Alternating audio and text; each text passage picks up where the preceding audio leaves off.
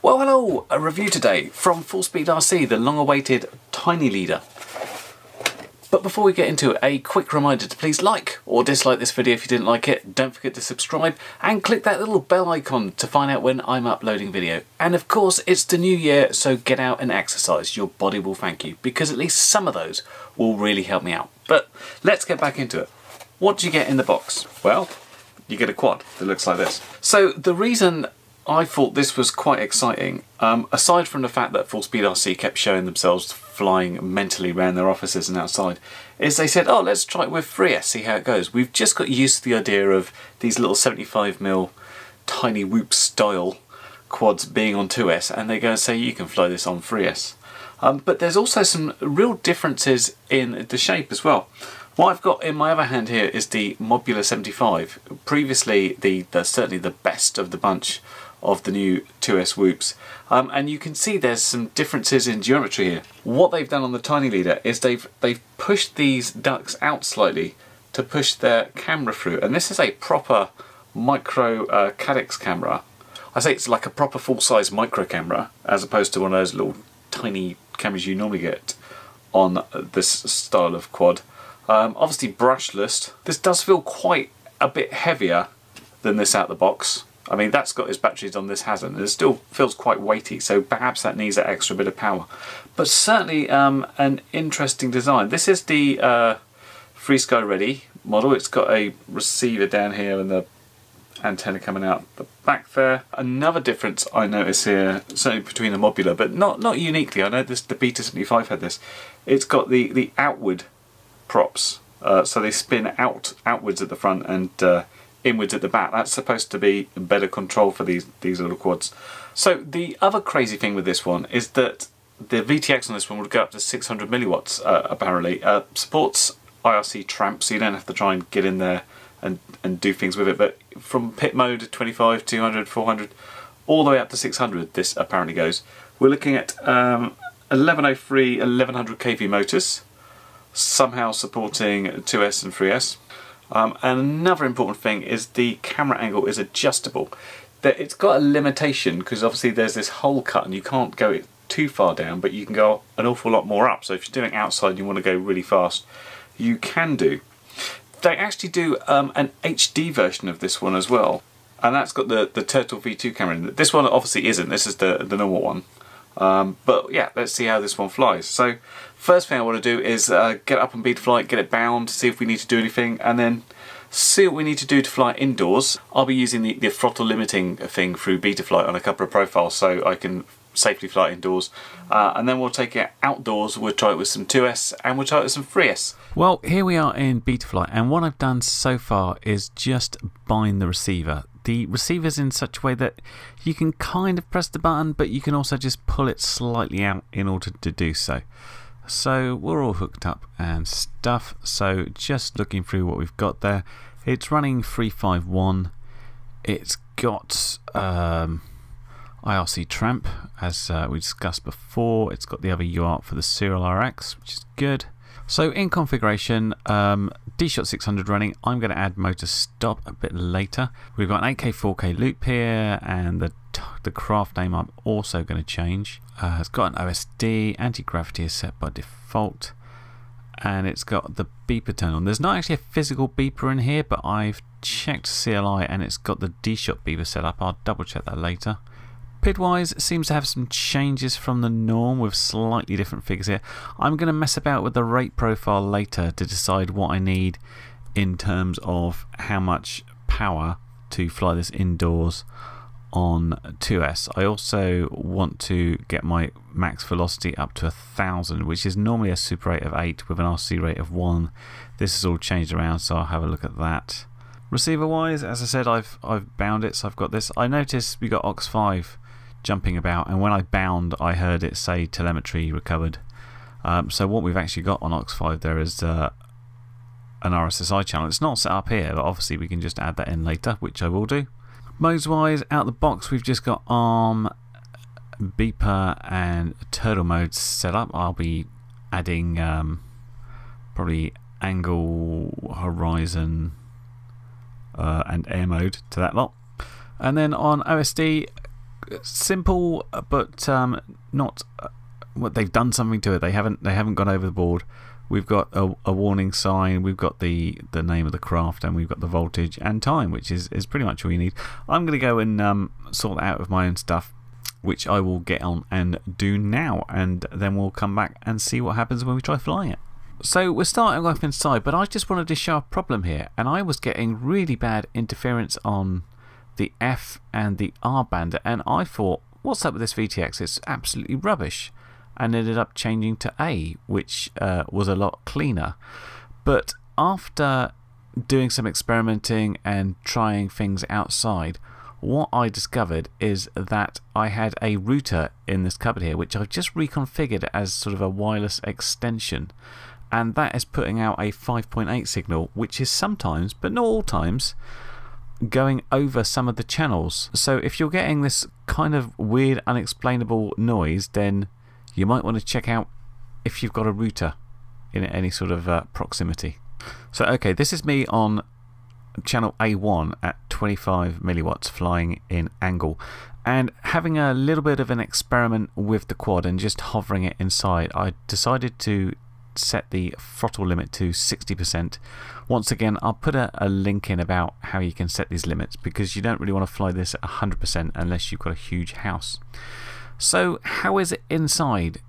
And the answer is, yeah, it's pretty controllable. I've still got quite a lot of reactive throttle, so I could maybe do with adding a throttle curve, or perhaps dropping the percentage of my throttle limit a little bit.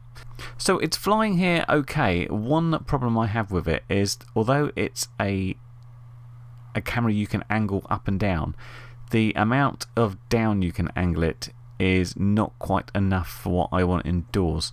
So you can certainly fly indoors, but it's not one of these things you can fly really slowly as a sort of explore quad, because it won't look down enough to give you that real view. And there's a good example of this when coming down the stairs. You see this sort of, I'm still looking upwards all the way, which is a slight problem. But that said, it's very controllable, and this is more of something to get used to rather than a real issue with it. I mean, it would be nice to face downwards, but it's certainly not impossible to fly. It was particularly good at bouncing off stuff as well, and not really having any issues with, you know, crashing down and stuff. I think this is slightly more weighty than the average 75mm quad, so it's a little bit tougher when it bumps into an object. It kind of just bumps and bashes and then sort of carries on. So I didn't actually get the instance where I was crashing this indoors. And certainly by the end of the battery, I was starting to get the hang of how it felt and how it wanted to be flown. Obviously, it's got the ability to go very fast in the house. What I needed to do is watch my throttle when in the turns a little bit more, because it's very easy to sort of like lose where you are on the throttle and end up going up or down a bit. But yeah, it only take a couple of batteries to really get the go of this and be able to hurtle it around your house quite nicely. So I was quite happy how it flew in the house, and I thought I'd take it outside and see how we could do there. So once again, I'm an A11, which is the 25 milliwatts, but I noticed pretty quickly that there was some real problems with range on the VTX. I ended up with a lot of snow and not seeing where I was going, which I thought was pretty weird, as generally speaking, if I fly a 25 milliwatt quad, I can go fairly far. And I mean, I ended up here in branches. I thought I was going to lose it in the tree, but that was more to do with what happened when I full throttled. When you full throttle on this particular quad, it tends to get a little bit squirrely and tends to yaw out just slightly, so I wasn't going in a straight line as I wanted. Anyhow, so flying it was absolutely fine, although what I had is the angle of the camera still down slightly, so I couldn't get any speed, and obviously I was dying here in the amount of snow I was getting. So one thing I tried to do was up the power, and you'll see me here trying to change it up to 100 milliwatts. But if you notice, the screen here still says at the top it's on 25 milliwatts, even though the OSD is now saying A12. And this is because the VTX needs to be unlocked before it will respond to any power changes, which wasn't done. So I had no choice here but to carry on flying as before until I got back and tried to sort this out. So handling is perfectly fine. It seems a little bit sedate when we're up higher because of course it's small and it's not that fast compared to big quad, so you really need to get it either down low or near stuff, and if you can, keep it away from all that static. So although I was having a good time experimenting and flying it, losing the picture very quickly was not fun. It seemed slightly better this way, but it didn't stop me hitting a branch and stuff. Now the beeper on this thing is absolutely pathetic. It's really, really quiet, so I thought I'd test turtle mode and try and fly back rather than actually try and find it. And with the motors fairly well protected, it's not a bad idea to give this a go, even in some grass. It didn't take too much to get going, and fortunately I could see where I was quite easily. Do notice that it is quite heavy, and I saw this when sort of coming out of like a split S and you loop down, it drops pretty quickly and you've really got to get a lot of power behind it. We do get a fair amount of flight time, even though I was messing around with the VTX. It's still pretty good. So when I got it home, I looked at how we would unlock the VTX, and this is the manual page that Full Speed have, and it seems to suggest you have to press a button for 20 seconds and then something will happen and then you repower it. I couldn't make this work. My first problem was actually finding the button, which is quite difficult. I actually had to take the quad apart to find it, and then it's like, oh right, now I can see where I get it from. And I'll show you a picture here. It's right sort of at the bottom, and you have to sort of shine a flashlight in to see it, but you can kind of hold it down with a screwdriver.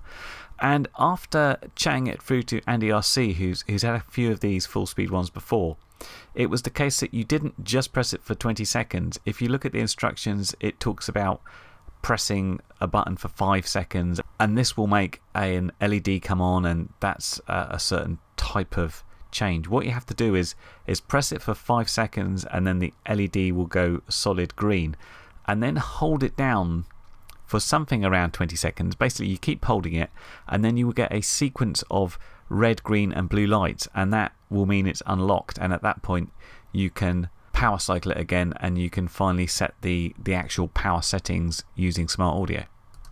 So here we are, and I've got it back to the fat sharp band now because that's working, and F13 is basically 200 milliwatts. This thing is supposed to go to 600, which I haven't tried, but this is it in 200, and I finally feel like I've got a bit more range there. It's not perfect by any means, and that is what I'm talking about with the weight. When I'm coming into a big turn there, I'm expecting it to be slightly lighter than it is.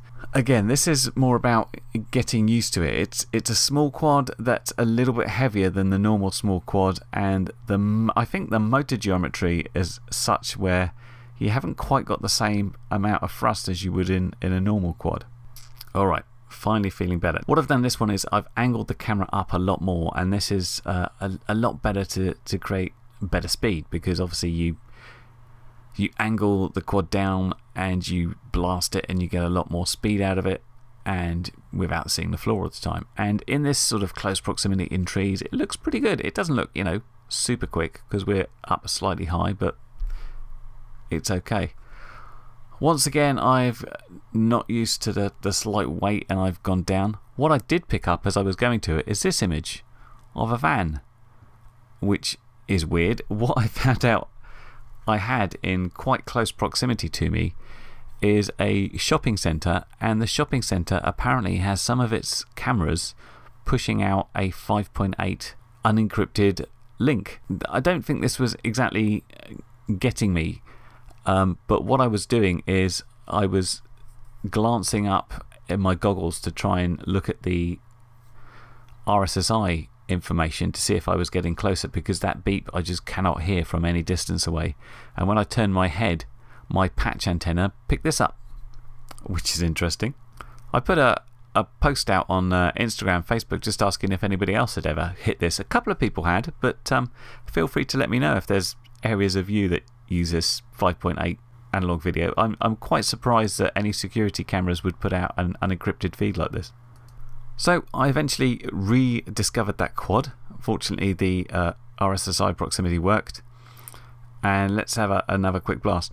It's these last few flights that I sort of starting to get the hang of how this needs to be flown outside, and I think this really feels right and comes together when you are really trying to fly it fast and low around proximity stuff is the best thing for this quad. It doesn't really look particularly good when you fly it slowly or gently. You really need to rag it a little bit just to really give it a go there. And that was another bit of a bounce there I got from the, again, full throttle, just yawing out slightly there, which I'm sure must be the proximity of the motors, where the two motors at the rear are closer together than the ones at the front, must create less thrust when you go full throttle at the back, and thus bend it outwards. But yeah, this is where I'm enjoying it. Sort of, if you just had one tree to fly around, you could have a bit of fun with this, just really zipping around it and seeing what you can do and going through the branches and stuff like that. I think that's a lot of fun to be had there. I just wish I had more batteries. What I did have as a reviewer, they sent me a GNB 300 milliamp 2S high voltage LiPo, and this worked really well in terms of the amount of flight time I'm getting. Although, you know, I've crashed it and I've landed a couple of times, generally getting at least a 3-minute flight even when you're going quite hard on it. What I always want to do with these is basically take a bunch of batteries with me, you know, 4 or 5, and go out and really get the grips with it. What I kept having to do with this one with the single battery is go home and charge it and fly at a different time. So this is me in my big field where I'd just been flying a 5-inch to test something else. I thought I'd see how it felt here. This is in pretty high wind, so it's doing quite well. You'll notice it's going a lot faster one way than the other, but I just wanted to see how it felt in a sort of open space and see what I could do. You know, it feels slow when it's up high, but again, you only need a couple of trees around and bits and pieces to have a bit of a laugh with it. I was wanting to go back to the same pieces of woods where I flew the Mobula to test it in comparison, but once again the Forestry Commission have come out and started doing things, and they've closed it all off, and it's like, you know, it's full of diggers and people cutting things down and stuff, which is a pain. So because I had limited amounts of stuff around, I decided to use myself as an object. I thought, this is a tiny quad, it would be really easy to fly it between my legs. I thought that might look funny. What I didn't count on is the wind being strong, so I had several attempts of this, and several attempts failed quite dismally with me bashing into my leg. But you know what, this is a lightweight quad. I barely felt anything, it just bounced off, there was no damage to it. I just picked it up and did it again, and there was no issues, and you know, I got through there in the end, but it doesn't look particularly spectacular, does it? Okay, so lots of fun flying that, but I don't think we can go into conclusions without looking at a couple of elephants in the room. The first off being what has happened to some of the guys that have got this. If you look at the Facebook group, there seems to be some guys that have suffered some failures on the ESC and potentially the flight controller. Not quite sure why this has happened, but Full Speed have been sending out replacements, obviously free of charge, and trying to sort that problem out with some different upgrades. I'm not sure the sort of numbers or the ratio, because of course when things go right, people don't often make posts and say everything is as expected. It's just when it goes wrong. But that is something to certainly keep an eye on. Obviously mine's been absolutely fine, but I haven't tried it on 3S yet either, so that might be something that explodes later. We'll see. The other elephant in the room is this guy, the Mobula 7. You can't really talk about how this performs without actually doing a comparison, because it would be ridiculous to leave it out. So what are the differences? Well, it feels a little bit heavier, and the camera angle can't quite go down as far for inside flying, and the handling isn't quite as good. I mentioned it before, and I think perhaps it's to do with the motor geometry, but as a full throttle maneuver, it will often just sort of spin out on the yaw, which is, you know, something you could work around, but as far as it comes out of the box, this will fly slightly better in my opinion. However, one thing this has got going for it is because of the way they've pitched the camera, it's way out in front, and so you don't get any props. So if you're one of these guys that doesn't like to see props in your footage, this is a very good thing. And of course, if you're looking for HD and the HD version of this one where props are more of a pain, that is sort of the only choice you've got right now. The other differentiating factor between this and things like the Modular and other ones is this can actually take a 3S LiPo. Now you're probably wondering why I haven't done this and why I've in fact titled this video 2S, and that's because it's a question of what battery to get. Now this doesn't ship with a battery. As a review model, I got this G&B 300 milliamp high voltage LiPo, and there is a little TPU mount here, and that slots in there very securely and tightly, like so. To such an extent, I couldn't get other batteries. I've got other regular 450 2Ss which look almost exactly like this, but they were just a little bit bigger and wouldn't fit in. And similarly on 3S, I had a few 3S batteries which I thought might be suitable. There's a 350, here's a 550, but of course there's no obvious ways to mount them. So I think that's a little bit of a shortcoming, the type of mount they've used there. Brilliant if you've got one type of battery which you know is always going to be the thing, but when you talk about you can fly on 2S or 3S, you perhaps need a few options here. And I've seen people essentially do what you think maybe should have been done in the first place. Change this into some sort of tie strap, so you can put the battery on, you can secure it with some sort of rubber band or something like that, and that would be the way to do it. So I haven't done that yet because I need to really think about what batteries to use. The other problem with this is this 550 I weighed, and it weighs the same as the quad itself, and you don't really want a battery weighing exactly the same as the quad. That's a little bit heavy. So it might be the case that I need something around 300 milliamps for a 3S. I'm trying to get some suggestions and likely best batteries to fly that with.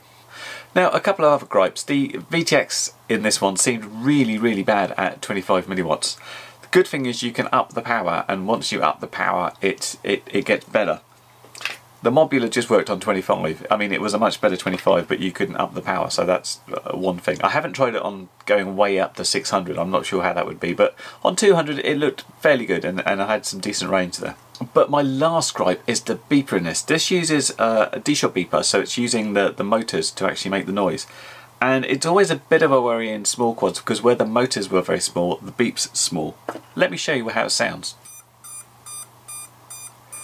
It is super quiet. Now this is where the Modular 7 excelled, because it actually has a proper beeper in there. It's the smallest quad I've seen with an actual beeper in it. And if you try it out, it's very loud. Now that's not really a problem if you're flying in a sports hall or indoors or in a place that you know you can find it easily, but if you're outside in any sort of grass or wooded area, it's really difficult to find from the beeps. I had to use the RSSI and I couldn't hear the beeping from it until I was literally on top of it, like a couple of inches away. So just be aware of that one. So in summary, as far as 2S goes, it flies well, it's a good flyer. It's just, in my opinion, doesn't handle quite as well as the Modular 7. That said, it's not a massive difference between them, and you've got a couple of things that this can do which the Modular 7 can't. However, it's a little bit unfair of me to actually conclude the review, because one of the unique selling points of this one is it can take a 3S battery. But because of the various, like, how am I going to put this battery on, what battery am I going to use, I haven't done that yet. So I'm going to come back and fly on 3S, because one of the things I really picked up on is it liked to be flown fast, and that's where you got most out of it. And of course, by going 3S, we should be able to fly even faster and have hopefully much more fun there. So as soon as I figure out what battery to use and how to mount that, I'll be back flying this 3S and we'll see how it goes. In the meantime, I just wanted to thank FullSpeed for sending this over for review. Thanks very much. And you can find, of course, links down below where you can find the product and check it out for yourself. I hope this video has been helpful, and I will catch you in the next one. Bye for now. Well, you've made it to the end of the video, so thanks once again for watching. If you like what you saw, then please consider subscribing, and if you really like what you saw, then be sure to check out the link to my blog for a variety of ways in which you can help support this channel.